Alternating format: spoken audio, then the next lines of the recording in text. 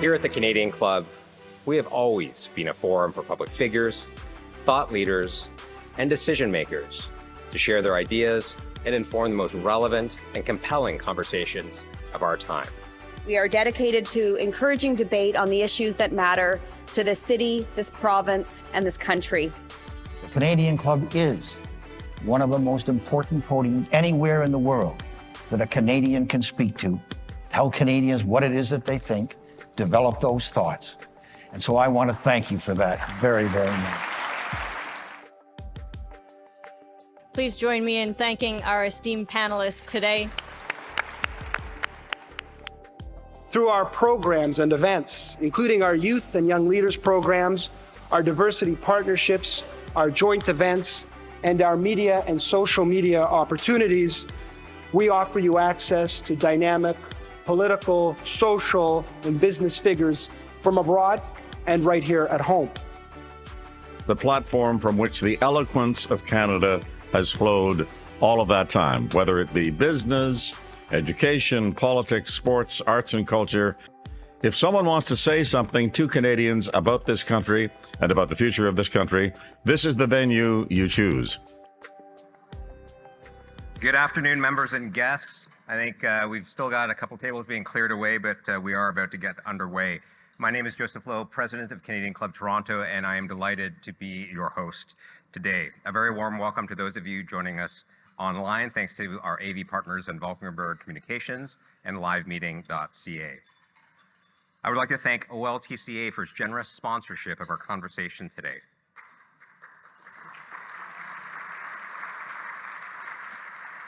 Thank you also to our season sponsor, the Canadian Bankers Association, for its ongoing support through our 125th season at the club. I'd also like to acknowledge Canada's Forest Trust, who has partnered with us to reduce the carbon footprint of our entire season of club events.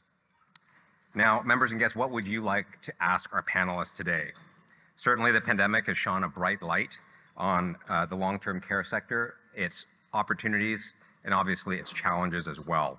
So if you're concerned about your parents, your loved ones, or if you're like me, maybe even yourself, now is a good time to jot a question down for our experts. You'll find Q&A cards located at your table. Scribble on them old school style, and we will get them to our moderator. And if you're joining us online, hit the Submit a Question button, as always, on the right-hand side of your screen, and we'll get your questions that way as well. And now it's my pleasure to kick off our program. In a moment, we'll begin by inviting Ontario's Minister of Long-Term Care, the Honourable Paul Calandra, to share remarks, followed by our moderated panel. Before I call on the Minister, let me take a moment to introduce our stellar panel. David Graham, President and CEO of Scarborough Health Network. David joined Scarborough Health Network 5 years ago as the Executive Vice President and Chief Administrative Officer, and was named CEO in 2022. He's played a key role in all of SHN's major projects, such as the Scarborough Research Institute and the $1 billion capital and master plan redevelopment initiatives. He has extensive public sector experience in the hospital, university, and college sectors, having held multiple executive leadership positions in finance, planning, and management. Nitin Jain, President and CEO, Sienna Sierra Living. Nitin heads one of Canada's leading operators in the seniors living sector, featuring more than 90 high-quality assets in Ontario, British Columbia, and Saskatchewan. Prior to becoming President and CEO in June 2020, he served as Sienna's Chief Financial Officer and Chief Investment Officer for 6 years, overseeing more than $1 billion in new investments.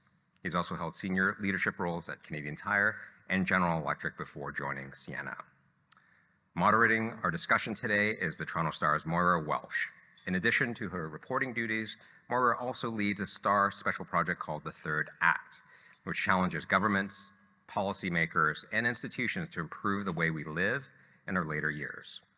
Moira is the author of Happily Ever Older, Revolutionary Approaches to Long-Term Care, and has written extensively on issues related to older adults, along with social justice, health, and the environment.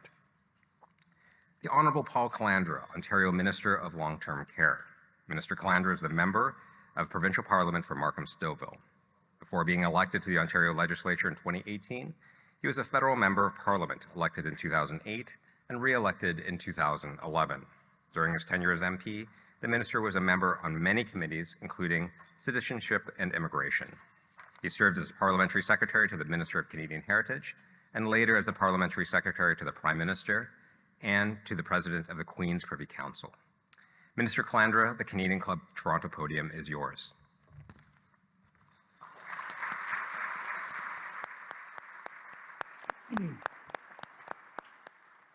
Thank you so much. I appreciate it.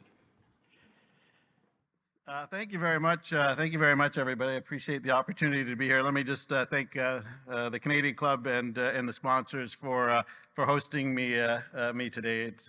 It is obviously a really great honor for me to be able to be here today and to talk with you. I see so many of you that I recognize. We've been having a lot of with many of you, a lot of discussions on the future of long-term care and how we can make long-term care better across the province of Ontario. And I want to thank each and every one of you who have participated in that. Look, when we started out,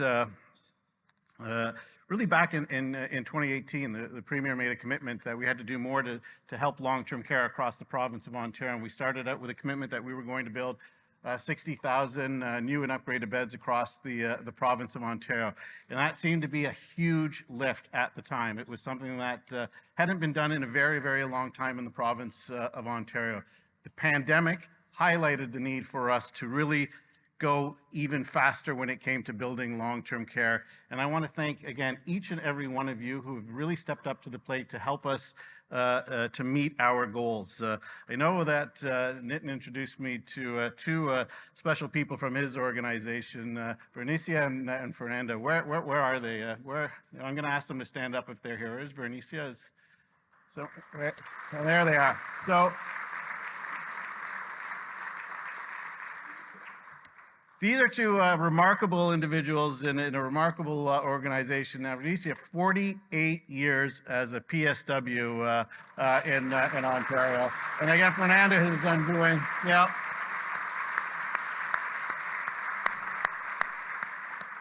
Thank you to both of you and for all of the people that you help represent by being here.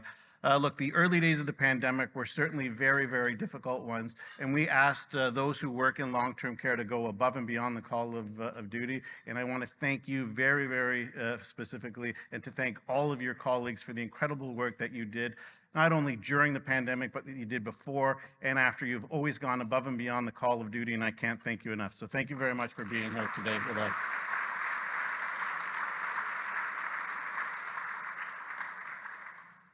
So look, we started as well with after the pandemic. We took the lessons of the pandemic and we said, what more can we do to improve long-term care? And again, we turned back to all of you in the room and we said, what can we do? And we brought forward what I think was a landmark Fixing Long-Term Care Act, which was passed. But we knew we had to do more. I talked to so many of you in this room and you said, there is so much more that we can do in long-term care across the province of Ontario. But part of that had to start off with building the 60,000 new and upgraded beds. And when we talked to many of you, when we look at the lessons that we learned during the pandemic, one thing became very, very clear to us. Not only did we have to speed up the process of building long-term care, not only did we have to increase the amount of care in our long-term care homes, but we had to bring long-term care into many different parts of the province than it was before.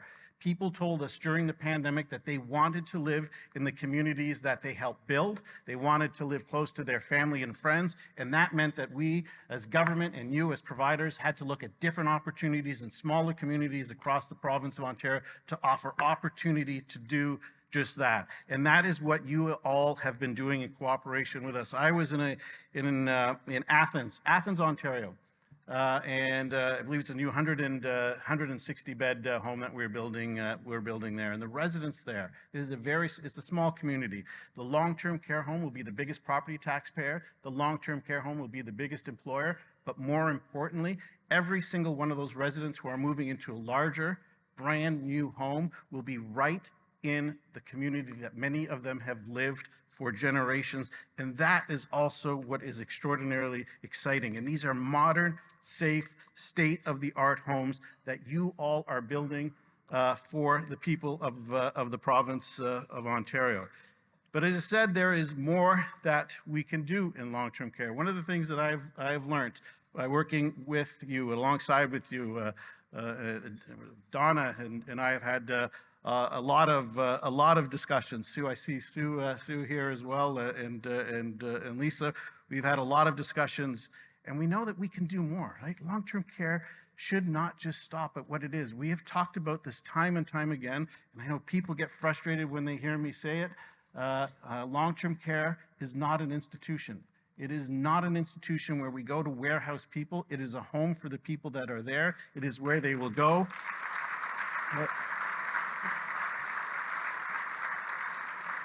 They will go and build new memories, right? And you and your teams and your staff have always understood that. You have always understood that. And as I said, is pointing out 48 years as a PSW, you have understood it, and we have now finally caught up. We have finally caught up with you, and that is part of what we are doing in the Fixing Long-Term Care Act. It is part of the reason why we're building so many new and upgraded homes. It's why we're phasing out the older homes. It's why we've removed the 4-bed ward rooms across the province of Ontario. It's why we're putting air conditioning in every single room across the province of Ontario. It is why we're adding 4 hours of care in every single home across the province of Ontario, adding an additional 27,000 healthcare workers, because we know that's what it takes to not only improve long-term care in the province of Ontario, but to go to the next phase of long-term care. And I'm going to talk a little bit about what the next phase of long-term care is. And I know some of you have heard me talk about this. I think you probably know where I'm going, but you know that in February we released Your Health Plan, Connected and Convenient Care. And what this plan is, it's about making sure that we have better care for the people of the province of Ontario closer to home. And how can that include long-term care? So this includes making the process of accessing care as convenient and comfortable as possible for Ontarians, including residents in long-term care. Now, one of the gaps government needs to address is the lack of availability of sufficient and timely access to diagnostic services. Now, without proper access to diagnostic services, we are asking our elderly residents, many of whom are dealing with complex care, to pack up, head to an emergency room for tests and procedures that could and should be done within the walls of your long-term care homes and the long-term care homes that we are building across the province of Ontario. Now, this is not only, and many of you have talked to me about this, this is not only a hardship, an undue hardship and potential harm to the residents, but it also places additional burden on already strained hospitals.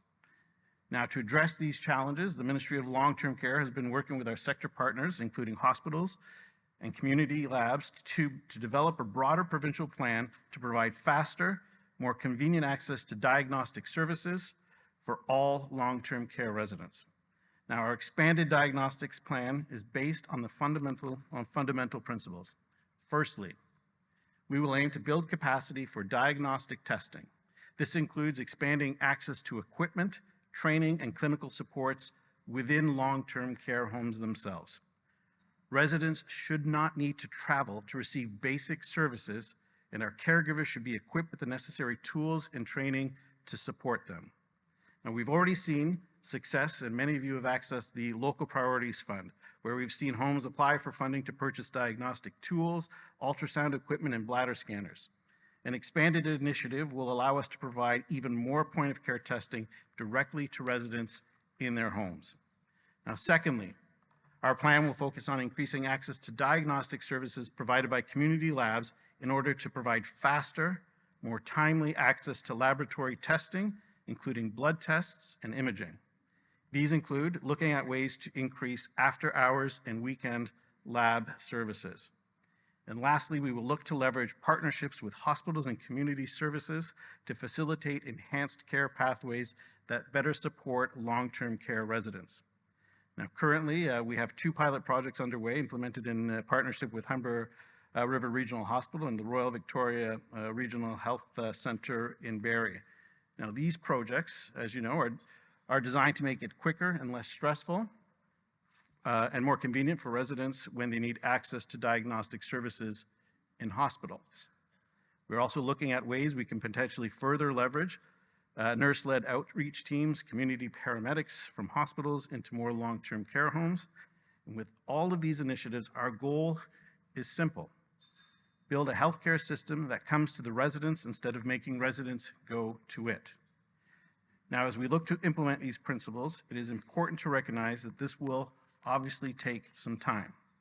Now, our plan will be rolled out in a phased approach that prioritizes the most vulnerable populations with the greatest need. We also must keep in mind that Ontario is more than just Toronto, with all due respect to my friends from Toronto here. We need a solution that works in all parts of the province, and I will be turning to each and every one of you in this room to help me deliver and develop this plan. Now, as much as I've talked about the 2 pilots that we have with wonderful hospitals that are going well, the goal of what we are announcing and what I am outlining here today is to have our residents be taken care of in your homes. We have asked a lot of you. We've asked a lot of you. The Premier has asked a lot of you as well. And part of our rationale for building out so many new homes, part of the rationale for adding the 4 hours of care is because we wanted to go in this direction. It's about building an integrated healthcare system. That is what the Minister of Health has talked about in her plan. That is what the Premier talked about when he talks about ending hallway healthcare. It's not just about getting people out of the hallways of our hospitals. It's about providing the best quality of care for the people of the province of Ontario, whether that's in a long-term care home, whether that's in a hospital, or what has to be the next phase of improving home care for the people of the province of Ontario. That is what is going to be the next phase of improving healthcare for every single one of the people across this province. And we can do that. We have shown that we can do that. When given the resources, you have all stepped up to the challenge. We have said that in the last round of funding that we were going to not only, as many of you have taken advantage of the increased funding, the CFS funding, it was a challenging commitment. As we saw inflation start to impact our ability to get shovels in the ground, the Premier said, just get it done. Do what it takes and get it done, and ensure that we had the resources to do that. When you came to us and said, we need to provide more hours of care for our residents, the Premier said, get it done and ensure that we had the resources to do it. And now the next step for the Premier of the province of Ontario, for our government, is to ensure that we give people the best quality care in the right place and the right time. And I will just say this when it comes to that, and my team will probably will get upset because they've heard it, but a number of times, and so many of you have as well. When we talk about what long-term care can be in communities across the province of Ontario, I always bring up, and I will not stop using this until we get it done, I always bring up the example of a 92-year-old man in Stouffville who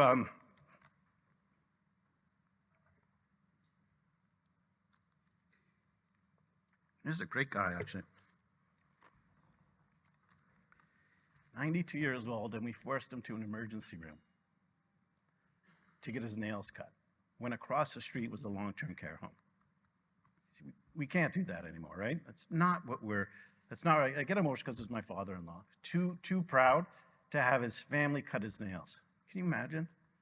When across the street was an operator who's in this room. That's not what we do in the province of Ontario. And thankfully, the Premier has said, that is enough. We can do better. We should do better. And that is what this is all about. We are asking you for a lot. We're demanding a lot from you, but we will be there for you, and we will ensure that we provide the absolute best quality of care for the people of the province of Ontario. And I thank you all. I also want to just, if I can, where's my long-term care? Brian Pollard is here. I'd be remiss if I didn't ask Brian just to stand up.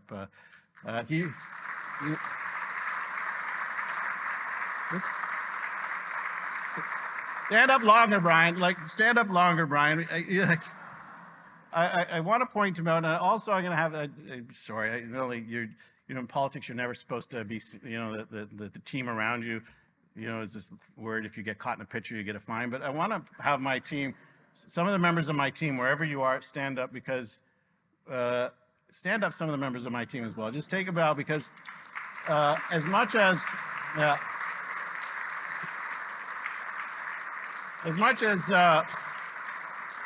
we have asked you a lot, Brian and his team and the people that support me have gone above and beyond the call of duty as well. We are getting more shovels in the ground in more communities across the province of Ontario, and you are all working really, really nonstop to get this done for the people of the province of Ontario. So thank you all very much. And again, just let me thank the club and let me thank Donna and the sponsors and Nitin and everybody for everything that you have done. We have a lot of work ahead of us, but we have shown that by working together, we can actually make huge changes for the people of the province of Ontario. And I thank you all for what you have done to make this this happen. So thank you so much.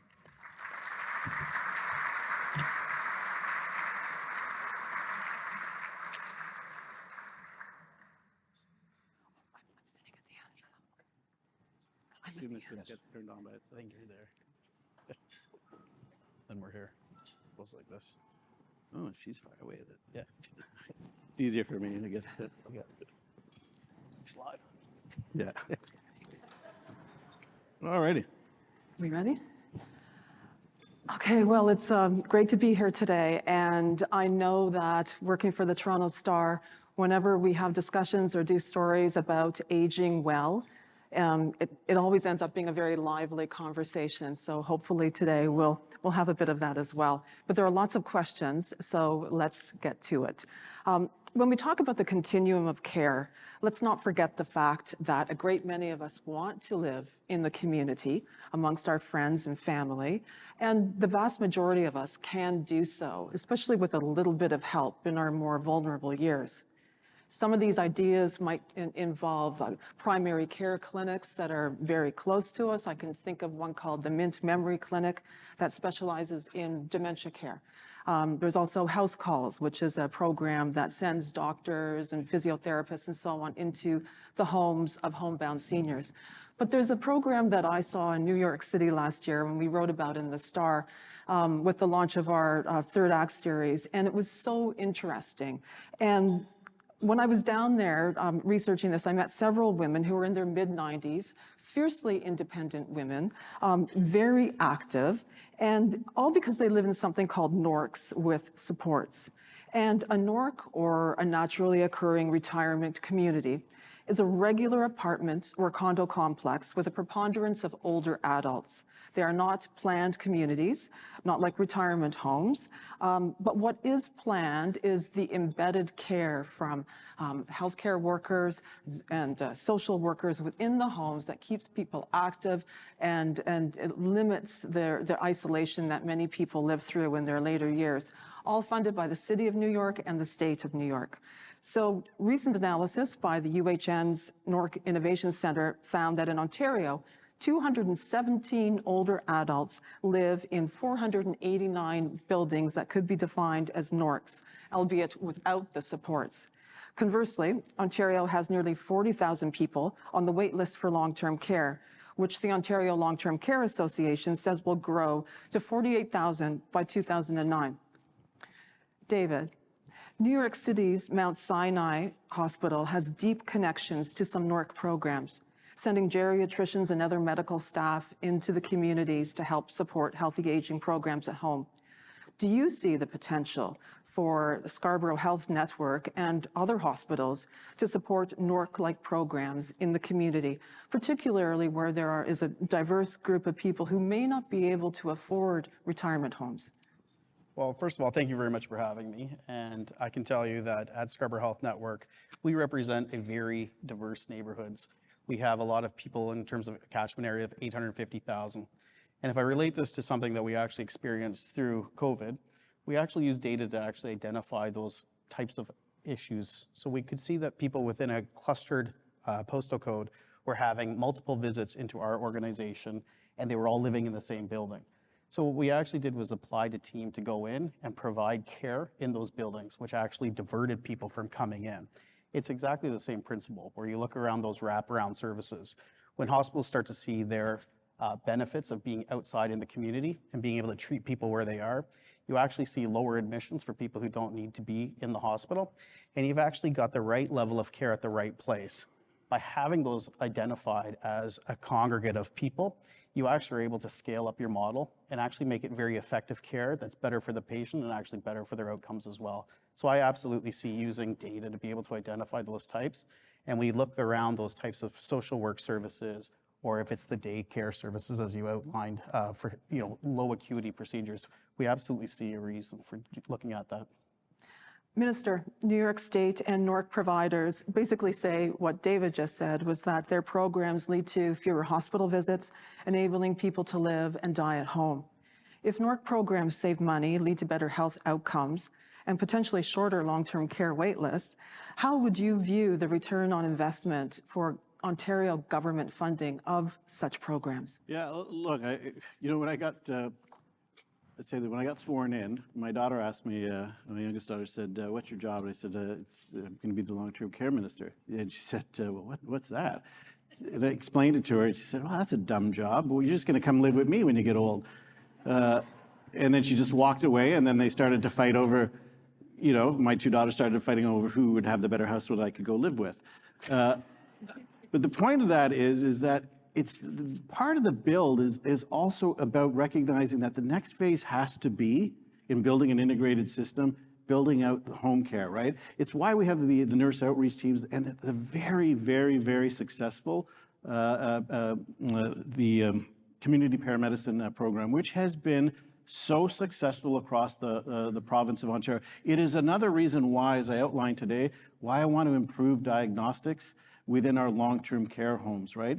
Because the new homes are able to provide so much more than we could have ever imagined. The 4 hours of care, nurse practitioners, the community paramedicine program, these are all factors that will help us then with diagnostics in some or many of our homes, new homes. It will allow people to be in their homes longer, right? They can stay home longer as long as they have the support. So it is part of building that integrated system, integrated healthcare system that the Ontario health teams contemplated when they were brought online by Minister Elliott. It is the natural progression. Already our long-term care homes are doing much more complex care than they were before. It's part of the reason why we brought in the Local Priorities Fund, but it is the natural progression. And I hear it constantly. I'm glad that you're building long-term care, but please allow me to stay at home as long as I possibly can, but give me the services. And that's why I think the diagnostic piece is so important to the overall moving to that next step as you outlined. A woman contacted me about a week ago saying that her mother is living with dementia, chronic health conditions, needs help eating and using the washroom and so on. But she feels that her mom is basically abandoned in what the daughter calls a gray zone. She can't get a long-term care bed, and she only qualifies for a few hours of government-paid home care each week. The family caregiver is exhausted, her mother is at risk, and the family doctor, the daughter said, tried every option to help until he recently told her to take her mother to the hospital and leave her there. The daughter is not alone in her exhaustion. The Canadian Institute for Health Information says that 96% of individuals receiving extended home care have an unpaid caregiver, and more than 1 in 3 of those caregivers is distressed. That impacts jobs, family, and can diminish the caregiver's help. As of last fall, Ontarians, nearly 20,000 Ontarians were on a wait list for home care, with the majority over the age of 60. So just to build on what you were just referring to, the lack of reliable home care in Ontario is placing and continues to place a huge stress on families. And geriatricians sometimes say that burden ends up sending caregivers to the hospital, especially older caregivers. So what can be done? Like, what are you looking at in an urgent sense in terms of getting more care in the community? Is that something that some long-term care homes that are properly staffed could provide? I think it's for sure a piece of it, right? And it's one of the reasons why you move to the 4 hours of care. It's another reason why you bring on diagnostics into the homes. But equally important on this, when we went to the sector and we said, listen, we've got to start to moving away from COVID. We need to open up more beds. One of the first things that we said we had to do is the short stay beds because I heard it a lot. I heard it a lot from caregivers. I'm stressed. I need a break. And the sector came through and they went over and above, bringing more beds online than I even anticipated. So they've done a good job on that. But it's also the impetus for the Local Priorities Fund as well, because a lot of the homes were telling us we can do more in specific cases if you give us assistance to do that. And so the local priority fund helps to address those types of instances. So it's a multi-pronged approach. I know I saw him as I was coming in, but I'll just say this and then I'll stop. There's more to learn on this as well, right? As we start to build out long-term care, as we go down the road of improving home care, we can also steal the good ideas from other jurisdictions. I know the Consul General from the Kingdom of the Netherlands, I saw him earlier, I'm not sure if he's still here. They are doing some pretty remarkable things when it comes to dementia care, when it comes to home care. And you know, I'm not averse to stealing the good ideas, but it is the necessary next step is on home care. But short term really was short stay beds. We had to bring them back online. The homes really came through. And then the local priority fund, which was really developed through the work of the homes themselves. And you know, Nitin, you played a really big role in helping me understand, and Donna and Lisa, the importance of it. So it is the next step, and we have to get there. We have to do a better job, and I think that's what building an integrated system is all about. And Nitin, you have retirement homes in Siena as well. How do you view the value of government-paid home care for your residents in retirement homes? Thank you, Moira, and great to be here with Minister Calandra and with David. And I would say the answer to your question is yes, in the sense that, you know, there are two things which are going to be true about seniors in Canada. One is we would not have enough places for seniors to live. And second, we would not have enough staff to take care of seniors. So whether it's smaller communities with getting some home care, whether it's retirement homes, and retirement homes exist of every kind. There are retirement homes which look like Fairmont, they charge you $10,000 a month. And there are retirement homes which are Hampton Inn, which my kids love because they get a free breakfast, and they are very affordable. And we have Gertrude here from one of our retirement homes. And you know, the same thing you talked about, you know, finding things. Gertrude is 96, and she told me I can say that. And she started painting at the age of 90.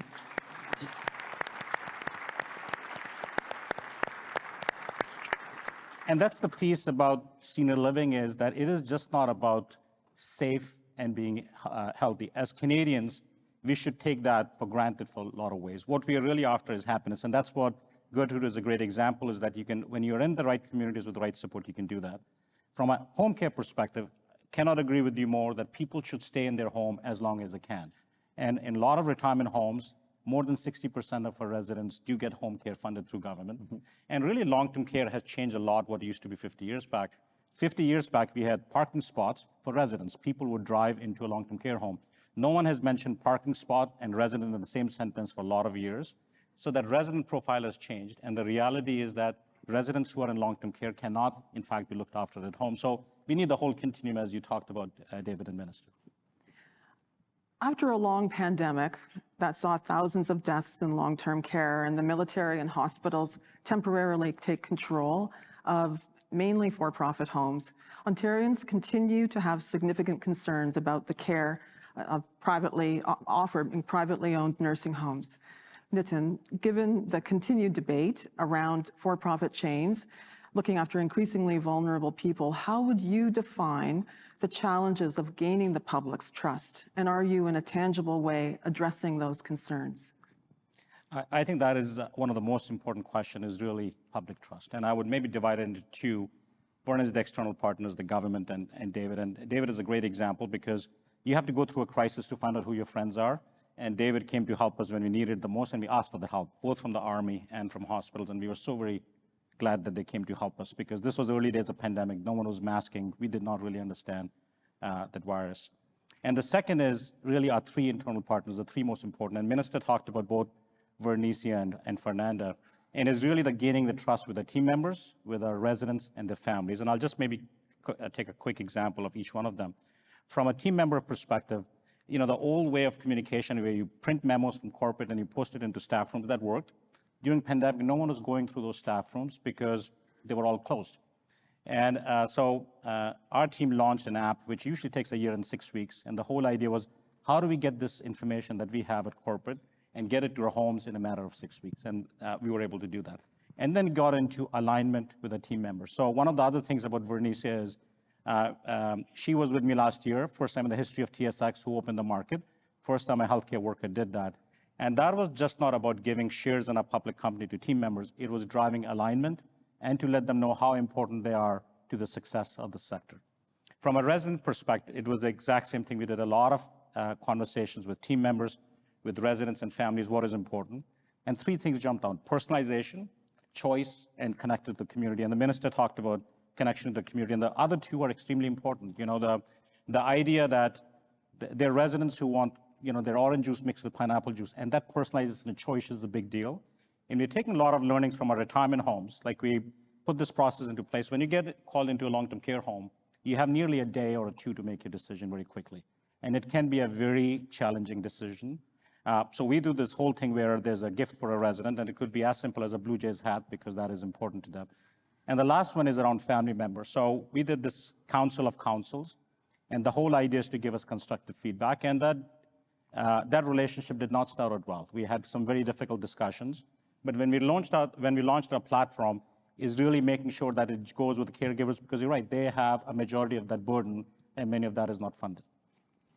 My next question, I'd like to bring David into this as well, but Nitin, early on, I believe it was in 2020, the Scarborough Health Network temporarily took over Altamont Care Home. Can you describe what that was like, the challenges at the beginning, and then how that relationship has evolved with Scarborough Health Network? And David, perhaps if you could talk about, could that possibly be a model moving forward for other communities? Sure. I would again go back to, I think you have to go through a crisis to find out who your friends are, and David really rose to that occasion. Him and his team were so incredible to work with, and we really needed help, because at that time, long-term care homes stopped becoming long-term care homes. They became acute care, which is not our expertise, and that's where David and his expertise helped a lot. The same home, which had such a significant outbreak early in COVID, did not have an outbreak for 2 years after that. And a big part of those outbreaks were driven by 4 people in a room, which we're extremely thankful the government decided to remove those 3rd and 4th rooms, so there are 2 people in a room. And that is a big factor of how that infection spread in a lot of those older homes. And we continue to find ways, you know, the whole idea of diagnostic imaging, better palliative care, better ALC beds we do with a couple of other hospitals in the system, and we'll continue to find ways to partner with David and his team. Yeah, and you know, it's interesting, language sometimes matters, and I would phrase it that SHN never took over operations at Sienna. That's not true for all organizations. So when Nitin and I were connected to start having the conversation about possibly lending SHN's help, it was a collaborative discussion right from the start. And I can tell you the full discussion was about what are we going to do for our patients and what are we going to do for our residents, and how do we make sure that each has what they need. So we knew that we had some areas of expertise, and we had a lot more staffing that was still available. So we were able to really work through what that meant to each organization and how we could actually complement what was already going on. There wasn't a lack of caring for the patients or for the residents. It really was about how do we emerge out of this discussion to be able to provide the best care for our group. Nitin and his team were completely open when we would have startup meetings. There was no discussion in terms of we don't want to do that. It was always about how do we do it together. And that really did form the basis of a partnership where we've had more discussions, because again, the values of the two organizations really resonated. And it was really about making sure that we have members and partners in our continuum of care. In SHN, we're talking about having impactful partnerships. It's not just enough to say we have an OHT or a partnership. It's really about making sure that we have the right partners to come to deliver for our community and make sure that they have the right care in the right place. And that goes right from primary care all the way through to long-term care. So, one of the biggest issues I think facing the industry right now is staffing. And it's a global issue. It's impacting all sectors related to healthcare in many ways. But by the early 2030s, nearly 1/4 of Ontarians will be over the age of 65. And yet it seems like we do not have enough workers to support older adults in all sectors, community, long-term care, and hospitals. And I know of homes that are offering nurses full-time jobs with benefits, and the nurses turn them down because they can make more money working for a staffing agency, and it's hard to blame them for doing that. But in Ontario, many staffing agencies are recruiting workers from homes, often sending them back at double or triple the hourly rate. A recent report from Advantage Ontario found that fees charged by some, not all, but some agencies were essentially cannibalizing the government funding that was meant to hire more staff, not fewer workers, at a higher rate. Some homes said the cost threatens their ability to meet the annual targets for 4 hours of daily care by 2025. I understand that the Ontario Long-Term Care Association and Advantage Ontario have submitted a report with recommendations for change. Minister, how do you view the impact of the worker exodus from homes to staffing agencies as it relates to the government's promise for an average of 4 hours of daily care by March 2025?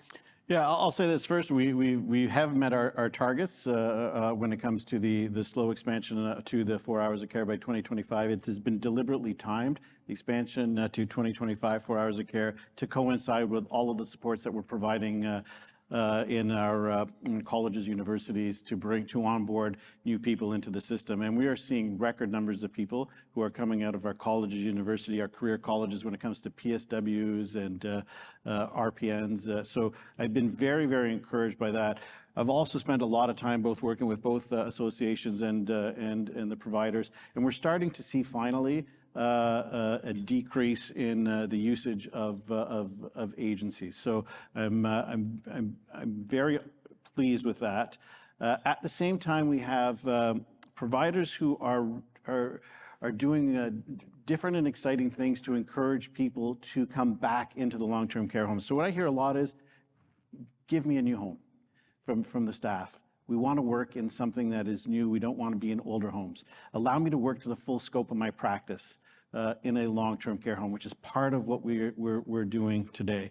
But it's also more, I hear about flexibility. And I know some of our providers are working with the unions to provide that flexibility, to see how by changing certain things in a home, union working with provider, does that lead to more full-time employees in a home? And we are seeing huge success on that. I know Extendicare has been doing that very, very successfully.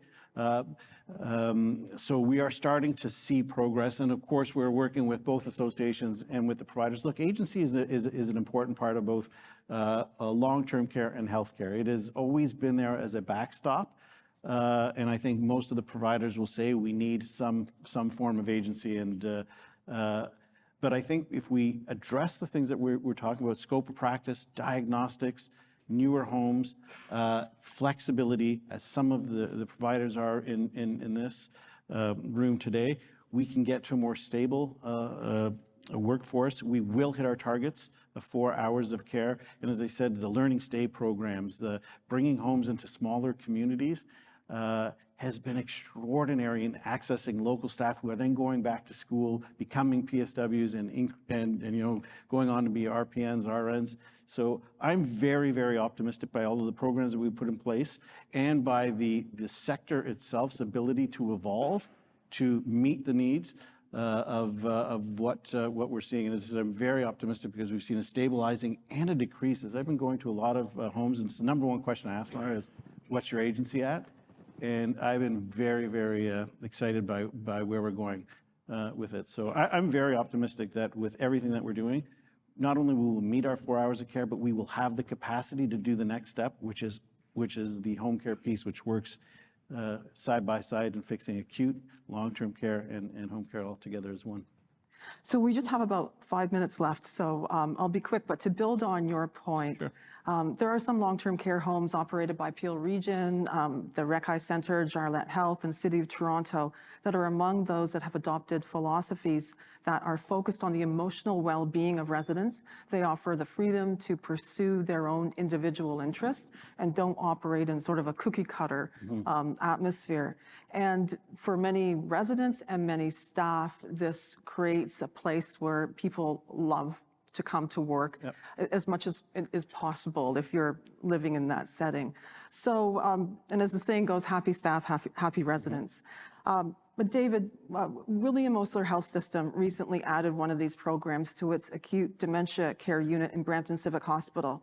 And a recent story by my colleague Patty Winza quoted a hospital spokesperson saying they've seen an increase in staff retention and in staff and physician engagement and a decrease in falls and anxiety among residents.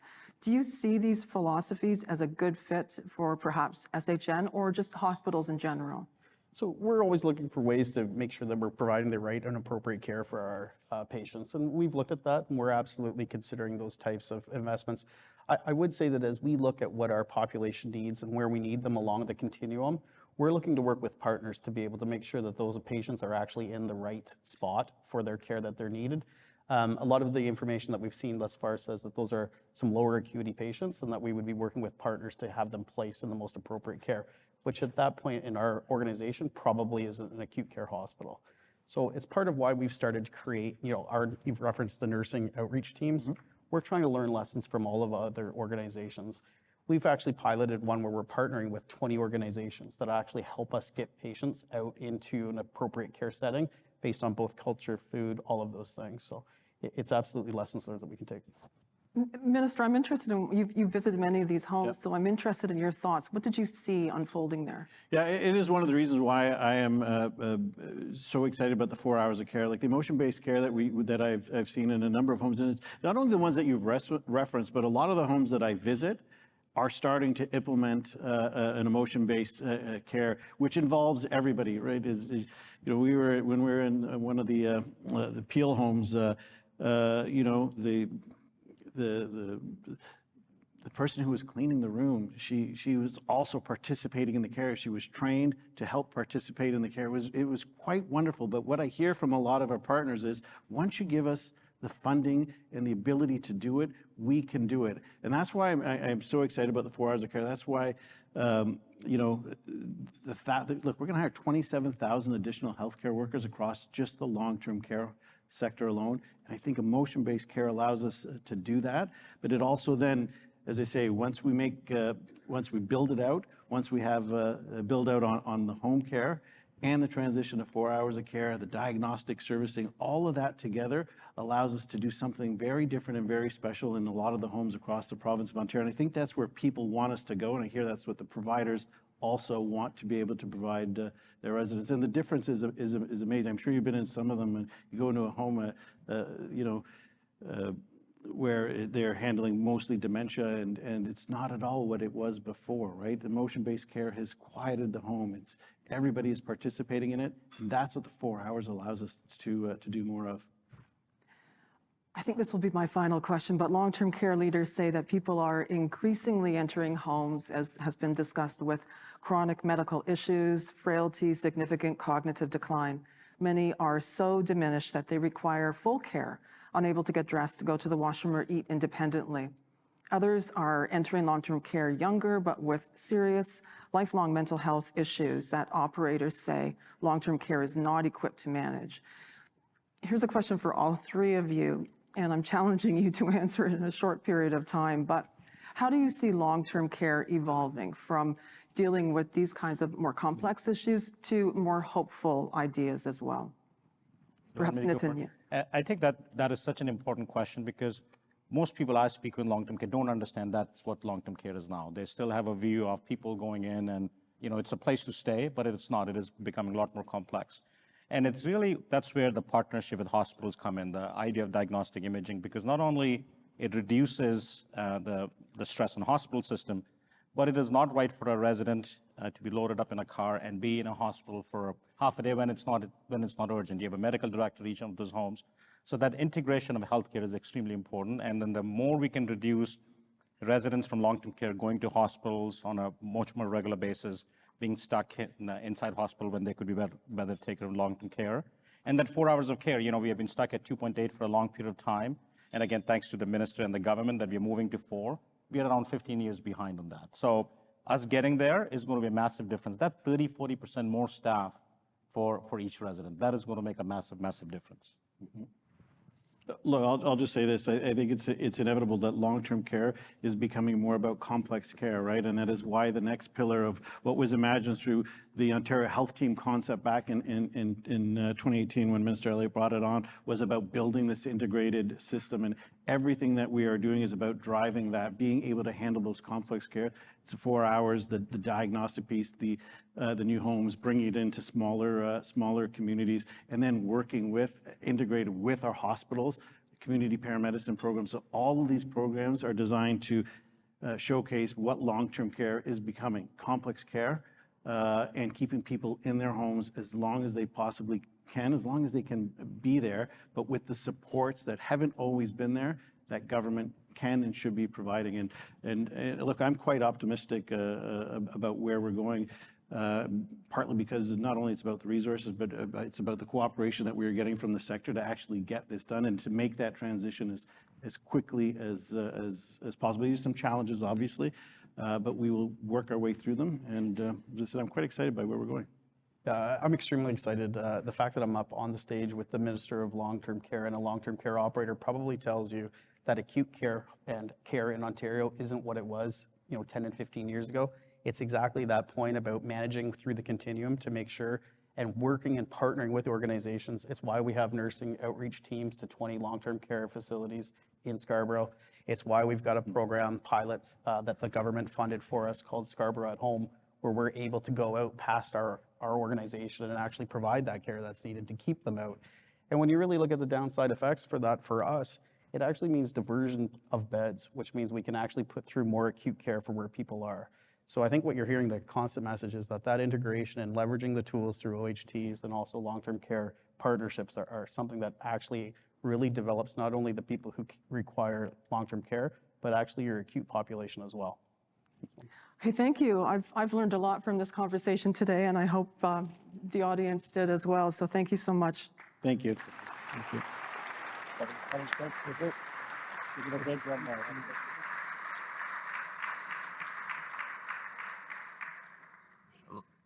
I'll just, Moira, have a seat. Thanks. David, Minister Calandra, on behalf of the Canadian Club Toronto, thank you so much for role modeling how vision and partnership can really make the difference in long-term care in our province and beyond. I had 3 takeaways from our conversation today. I learned a ton as well. Number one, the notion that bringing care directly to the community is not just, obviously it's what people want, but also allows for the scale that we need for the numbers that we're talking about moving forward. Second, and this is very much credit, David, to you and to you, SHN and Sienna coming together like this has a lot to teach us about collaboration really being the fuel for supporting the continuum of care in the future, bringing the right care in the right place at the right time. So thank you to both of you for that leadership. And I think a message that I heard earlier in the discussion is this notion that at the end of the day, this is about the happiness of those dearest to us. So this is certainly a conversation worthy of this podium and worthy of our time today. So I wish you all continued success in your very important leadership roles on this critically important topic. And Moira, to you, thank you most sincerely for sharing your knowledge, obviously, about the topic at hand and your expert moderation of a really lively discussion today. I think we hit the mark that you'd set for us at that outset. Members and guests, before we close, let me tell you about a few of our upcoming in-person events here at the Canadian Club. On Monday, May 29th, Mirko Bibic, the President and CEO of BCE and Bell Canada, will be at this podium sharing his growth plans with us. The next day, in fact, Tuesday, May 30th, Michael McCain, Executive Chair of Maple Leaf Foods, will also join us to talk about his vision and the future of food. Please visit us at canadianclub.org. You'll learn more about these events as well as others, as well as membership options to join us more regularly here at the Canadian Club. I'd like to offer another round of thanks to our event sponsors today, the OLTCA. Thank you so much for your support. We couldn't have had this conversation without you. Members and guests, thank you so much for joining us today. I wish you all the best and look forward to seeing you at an event very, very soon. Thank you.